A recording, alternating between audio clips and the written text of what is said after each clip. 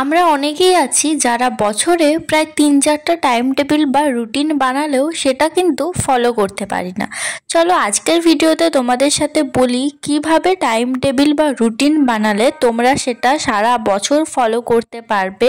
So hey everyone, আমি কোয়েল, আমার আরেকটা ভিডিওতে তোমাদের জানাই অনেক ওয়েলকাম। আজকের ব্লগটা শুরু করছি একদম সকাল থেকে। আজকে উঠে গেছিলাম 6টার সময়, তারপর স্নান করে একটু যোগা করছিলাম। ভিডিওর প্রথমেই যেটা বললাম, আজকের ভিডিওতে কিন্তু আমি প্রতিটা স্টুডেন্টদের জন্য একটা খুবই ইম্পর্টেন্ট টাইম টেবিল শেয়ার করব। এটা কিন্তু তোমরা নিজেদের লাইফে প্রয়োগ করতে পারো, তাহলে কিন্তু তোমরা প্রতিদিন একটা নির্দিষ্ট রুটিন মাফিক পড়তে পারবে। আর যে জিনিসটাই নির্দিষ্ট রুটিন মাফিক করবে তার ফলটা কিন্তু শেষে ভালোই হবে।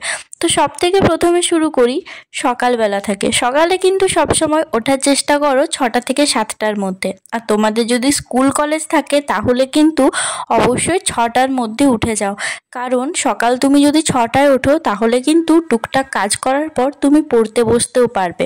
সব থেকে মেন কথা, সকালে ওঠার সাথে সাথেই কিন্তু একদমই পড়তে বসবে না। ওঠার পর একটু ব্রাশ করা, একটু ধরো বাইরে ঠান্ডা হাওয়ায় হেঁটে এলে, তারপর একটু যোগা করে প্রায় আধ ঘন্টা বা 1 ঘন্টা পর পড়তে বসো। আমি যেমন উঠেছিলাম 6টার সময়, 1 ঘন্টা কিন্তু স্নান করা, যোগা করা এইসব করতেই গেছে। তারপর পড়তে বসেছিলাম 7টা থেকে। প্রতিদিন পড়তে বসার সময় কোনটা পড়বে বা কোন চ্যাপ্টারটা পড়বে সেটা অবশ্যই লিখে রাখো। আর তুমি যদি পুরো বছরের বা পুরো মাসের রুটিন একসাথে না বানিয়ে প্রতিদিনেরটা প্রতিদিন বানাতে চাও, সেটাও করতে পারো। আজকে রুটিনে যেমন আমি কত ঘন্টা পড়বো, কত ঘন্টা রেস্ট নেব, আবার কত ঘন্টা একটু মোবাইল দেখবো, সেটা পর্যন্ত লিখে রেখেছিলাম।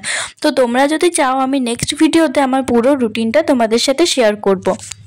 আজকের রুটিনটা এমনভাবে বানিয়েছি, যারা প্রতিদিন বা মাঝে মধ্যে স্কুলে যাও বা কলেজে যাও তোমরাও কিন্তু খুব সহজেই এটা অ্যাপ্লাই করতে পারবে। সেই সাথে স্কুল কলেজ করার পাশাপাশি সেলফ স্টাডিটাও কিন্তু 7 থেকে 8 ঘন্টা করতে পারবে। তো সকালের স্লটটা আমি স্টার্ট করেছিলাম 7টা থেকে। আর প্রথমে আজকে পড়ছিলাম ফিজিক্যাল সায়েন্সের একটা নতুন চ্যাপ্টার। আমি আগের ভিডিওতেও যেমন বলেছি, সকালবেলা কিন্তু নতুন চ্যাপ্টার পড়ার চেষ্টা করো, কারণ সকালে আমাদের ব্রেনটা সব থেকে ভালো থাকে। আর তাছাড়া ঘুম থেকে উঠে যদি পুরনো কোনো পড়া পড়তে শুরু করো তাহলে কিন্তু ইন্টারেস্টটাও খুব কমই আসবে। সেজন্য চেষ্টা করো নতুন কোনো চ্যাপ্টার শুরু করার। সকালে ওঠার থেকে রুটিনটা কিভাবে বানাবে সেটার একটু এক্সাম্পল দিয়ে দিই। ধরো তুমি ঘুম থেকে উঠলে 6টা থেকে 6:15 পর্যন্ত একটু বিছানায় বসেই বা একটু দাঁড়িয়েই হালকা করে কিছু এক্সারসাইজ করো, আর 10 মিনিটের মতো মেডিটেশন করো। টোটাল হয়ে গেল 20 মিনিট। বাকি টাইমটা তুমি চাইলে একটু ছাদ থেকে বা বাইরে থেকে হেঁটে আসতে পারো। আরও কারোর যদি আমার মতো ঘুম থেকে উঠে স্নান করার অভ্যেস থাকে, তোমরা অবশ্যই স্নান করে পড়তে বসতে পারো। আর পড়তে বসার আগে একবার কিন্তু জল খেয়ে নেও, কারণ সারা রাত যেহেতু জল খাই না, ঘুম থেকে ওঠার পর জল খাওয়াটা কিন্তু খুবই ভালো। এই করে কিন্তু তোমাদের প্রায় 1 ঘন্টা টাইম লেগে যাবে। এরপর তুমি একটু রেস্ট নিতে পারো 5 মিনিট, তারপর পড়তে বসতে পারো। আর প্রথমেই কিন্তু সকালবেলা নতুন কোনো চ্যাপ্টার শুরু করো। ধরো তুমি 7টা থেকে পড়তে বসলে 7টা থেকে 9টা পর্যন্ত কিন্তু তুমি সকালবেলাতে পড়তে পারবে, কারণ স্কুল বা কলেজ বিশেষত আমাদের থাকে 11টা থেকে। তাই 9টার মধ্যে পড়া কমপ্লিট করে স্নান করে রেডি হয়ে যেতে কোনো অসুবিধা হবে। আর 2 ঘন্টা পড়ার মাঝে পারলে 10 মিনিটের মতো একটু গ্যাপ নিতে পারো, কারণ একটানা পড়লে কিন্তু সেই পড়াটা ভালো লাগে না। আমি যেমন আজকে ব্রেকফাস্টটা পড়ার মাঝে করে নিয়েছিলাম, তাতে একটু করে মাইন্ডটাও রিল্যাক্স হয়েছিল। তারপর আবার যেখান থেকে শেষ করেছিলাম সেখান থেকে পড়তে শুরু করলাম। আর সত্যি বলতে এখন কিন্তু ঠান্ডাটা একদমই কমে গেছে, সকালবেলা উঠতেও কোনো অসুবিধাই হচ্ছে না।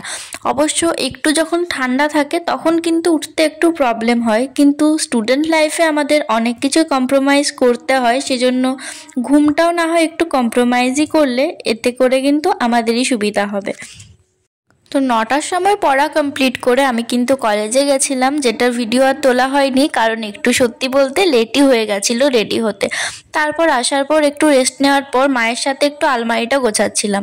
সারাদিন তো পড়লে হয় না, বাড়ির কাজকর্ম কিন্তু একটু আধটু কখনো করতে হতেই পারে।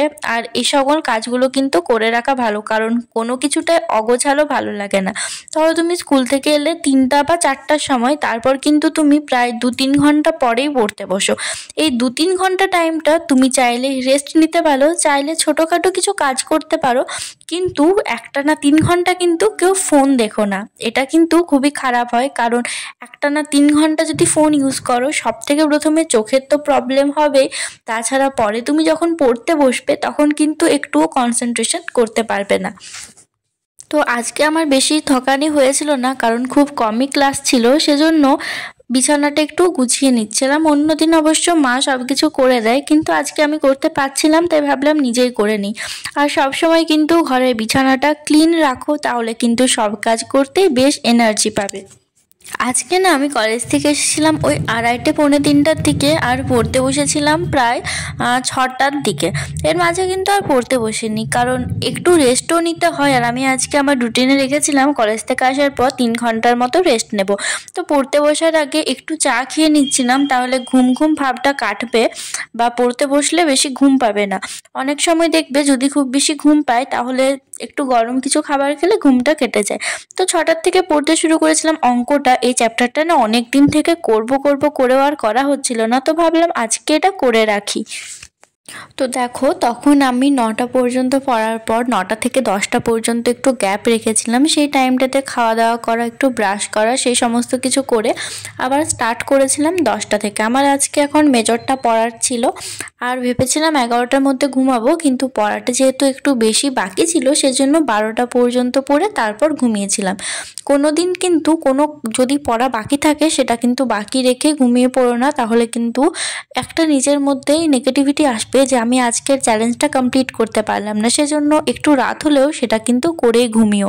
আজকে টোটাল আমি পড়েছিলাম 7 ঘন্টা। প্রতিদিনই চেষ্টা করি 7 থেকে 8 ঘন্টা পড়া। তারপর ঘুমানোর আগে কিন্তু প্রতিদিনই ঘুমানোর আগে একটু ব্রাশ করে নিই, এতে করে কিন্তু দাঁত ভালো থাকে। আর ঘুমোতে যাওয়ার আগে অবশ্যই ফেস ওয়াশ আর ময়শ্চারাইজার, এটা কিন্তু স্কিনের ভালো থাকার জন্য দরকার। পড়ার সাথে সাথে কিন্তু স্কিন, দাঁত, শরীর সব কিছুই ভালো রাখতে হবে। তো চলো, আজকের মতো ভিডিওটা এখানেই শেষ করছি। সবাই খুব ভালো থেকো, সুস্থ থেকো। আর যারা যারা এখনও রুটিন বানাওনি, অবশ্যই কিন্তু রুটিন বানিয়ে নিও। তো বাই, থ্যাংক ইউ।